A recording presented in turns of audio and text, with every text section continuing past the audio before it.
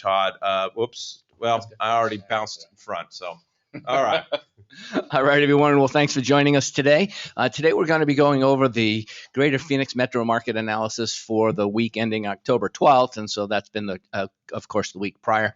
40 days closed on market. Well, 1.12, that's nice, actually, months supply, 89% absorption rate, and our average list price is about $638, and our average sale price right about $400. We have a 99.11 list price to sale price retention. These are all really good numbers, and we're going to talk about these as we get into the spreadsheet. Looking at the inventory across the board, we are continuing over the last couple of weeks to increase our inventory. Boy, haven't been able to say that week after week in a while. Not a great deal, but every little bit, every couple of hundred listings helps significantly. Pending is sitting at 6516, and our closed units month to date at 2873. Looking at our new listings taken, we took 2049 this week. Again, 2049. This is important. We need to stay over 2,000 for the last 2 weeks or so. We have been, and that's really why we're having that benefit of increasing our inventory. Looking at the days on market, of course, new inventory or active inventory is down to 110. That used to be like 150. I don't know if you guys remember that. Before COVID. And then of course days on market closed sitting right about 40. So that's an exceptionally brisk market. Looking at our average sale price ranges down here on the bottom right hand side, this gives us a little bit better glimpse at being able to see what's taking place. Again, we're still sitting about 65% of the inventory being under 500,000. We're used to seeing that in the 72% range. Being able to look at our $500 to $1 million inventory, we're seeing that at about 22. So these numbers are becoming kind of consistent and static at this particular moment, which is good because it's saying that there's really no more bleeding taking place in the marketplace as far as inventory is concerned. And of course, our million and up inventory typically at 10 or 9, sitting about 12% of the entire market. So how does it compare to last year and what's really going on? If you take new listings, yes, it was nice getting 2,000 last year. Same week, we only took 2,073. So, back right in line with a trend week over week. This is really good signs, everyone. Taking a look at the active inventory, active inventory is continuing to climb. And of course, it was significantly greater last year. All of us understand that. Where we've seen the greatest increase has been in the single family non-detached properties. And then of course, in the new home inventory has been continuing to whittle down. We're now under 1,000 new homes in our MLS. Taking a look at the people that are in the marketplace. So we've just had a conversation about what's available, but what people are doing in the marketplace. We're averaging about 6,500 people in escrow at any particular point in time throughout the month.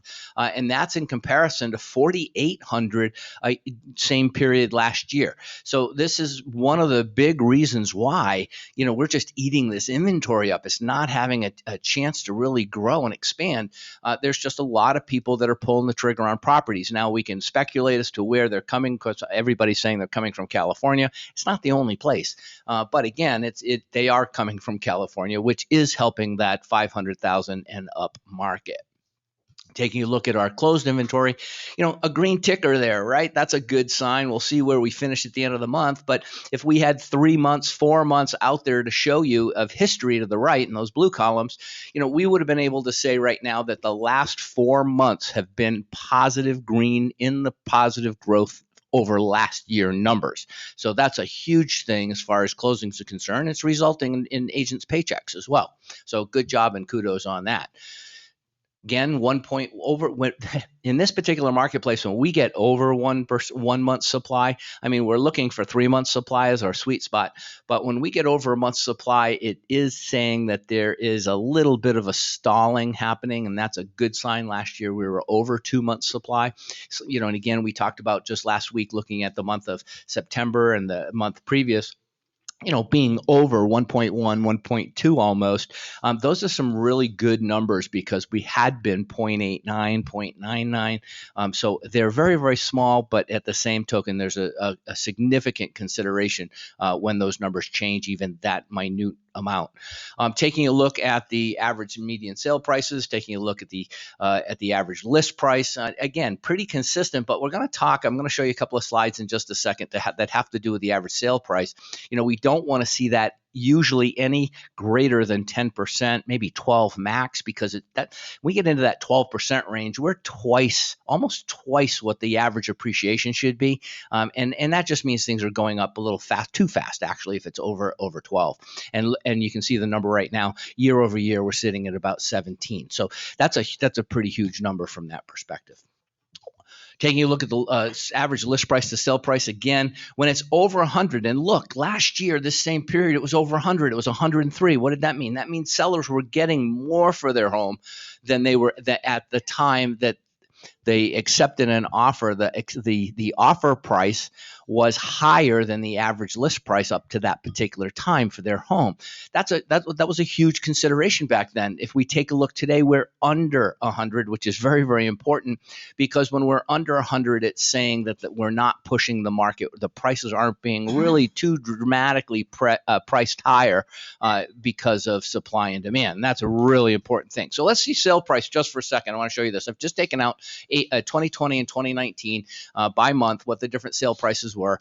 Obviously, you can kind of see on a trend line how it actually looks, where we're at. Of course, on the last 3 months of the year for the orange, 2020 haven't occurred yet, so that's why it's a drop like that. But we take a look and you see the different sale prices. We're not that far over. Sure, there's ebb and flow between the two, but as you can see, there's some similarities between last year versus this year. And of course, when we look back into June, there was a little bit of a dip. The last year and this year numbers got a little closer. But again, in the last 3 months, we've seen that price go up, and I'm sure all of you, Mike, even you and I, have talked about it on the show. We've seen the prices. They are paying. Sometimes you have to pay a little more than that list price in order to be able to get the deal. But when we look at overall, and this is the kind of thing that we have to identify with, because if we're not looking at the overall increase over a longer period of time, we're really not seeing a true picture. When something goes up 10%, you and I go, oh my gosh, it went up 10%. But when we see it over time like this, we get a chance to see that 379.5 average sale price for this past year that we're currently in right now versus 345 last year. So again, you can see these different numbers, but look how straight that line is. That line means that we're having relatively consistent increases in prices year over year. That's a very good thing, because what it's saying is, in COVID, what's the difference? Well, you can see the very first box to the left, 2020, you see that the green line is just a little bit below the top of the blue bar. So that means that the market right now is ahead of the trend line over the last 7 years. So that little blip on the market, that little bit of difference maybe between the 370 number and a 365 number, could be the difference between that line matching. So when you're talking to your customers, don't overthink it. Show them some of the slides, let them understand what's going on, and certainly we appreciate you all tuning in. These are the different ways, but the most that you can listen to the West USA Realty Market Analysis each week, but the one that I think is most accurate for all of us and explains it the best is if we go to YouTube and look at West USA Realty and then look at the playlist for the market stats. So thanks everybody for joining us. I appreciate it, Todd. I like those last couple slides. Very, very helpful, putting things into perspective, because it's been, if you look at the last 5 to 6 months, week over week, up and down, up and down, up and down, and so it's important for us just to see it in a long period of time and so forth. So I know that absolutely made no sense because I'm not an economist, but go ahead, Nick. Wait, you're not an economist? Oh, all right. We had a question just come in. Looking back at the data graph, can a cause of a drop or increase be identifying snowbird season? As a new agent, I want to have an eye on those conditions. Sure. In this particular chart, year over year, not so much, of course. But if you're looking into the year end, typically, when you do see any kind of a change, why did the change occur? It could be because we've shifted from a market that is our larger market through September, and now we've shifted into that. I don't like to call them snowbirds. Let's just call them second home buyers. We've seen that second home buyer market, come back. So I can't give you an accurate answer right this particular moment because that would be crystal ball in it. But if we were to just say historically, yes, you're absolutely right. If there's a change in that last quarter, it's typically due to snowbirds. But up until 2 years ago, if you remember, Mike, we didn't have a typical holiday season. Remember? I mean, it was, we did just as much business in October, November, and December as we were doing through September. So I anticipate that this year. And that's kind of what we've talked about. So, I don't really see that, it changed back just this past year. All right, we're going to bring in Hope that helped. Matt Baker.